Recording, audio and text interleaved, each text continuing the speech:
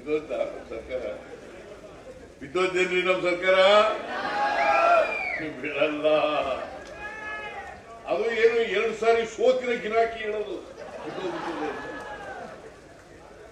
ಒಂದು ಪಾರ್ಲಿಮೆಂಟ್ಗೆ ಅಸೆಂಬ್ಲಿಗೆ ಸೋತಿನ ಗಿರಾಕಿ ಹೇಳ್ತಾರೆ ಬಿದ್ದೋಗ್ಬಿಡ್ತಾರೆ ಸರ್.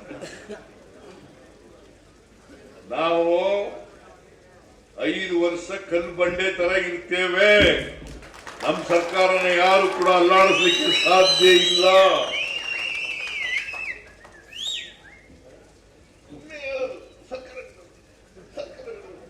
ನನಗೂ ಡಿ.ಕೆ. ಶಿವಕುಮಾರ್ಗೂ ವ್ಯತ್ಯಾಸಗಳಿದ್ದಾವೆ, ಡಿಫರೆನ್ಸಸ್ ಇದೆ.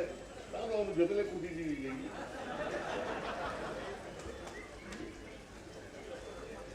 ಡಿಫರೆನ್ಸ್ ಇದೆ. ಇವ್ರು ಅದಕ್ಕೆ ಕೋಟಿ ಉದ್ದಕ್ಕೂ ತಪ್ಪಿಕೊಂಡಿರ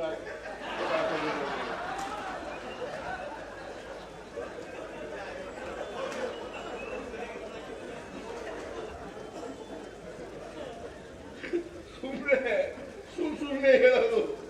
ಅವಕ್ಕೆ ಅಧಿಕಾರ ಕೊಟ್ಟಾಕೆ ಮಾಡಕ್ ಬರಲ್ಲ.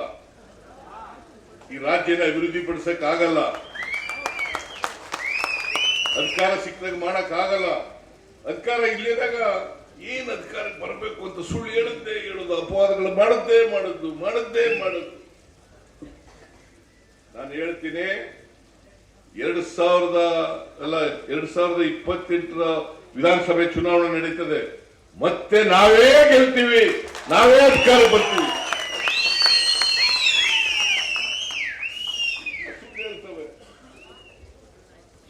ಏನೇ ಉದಯ,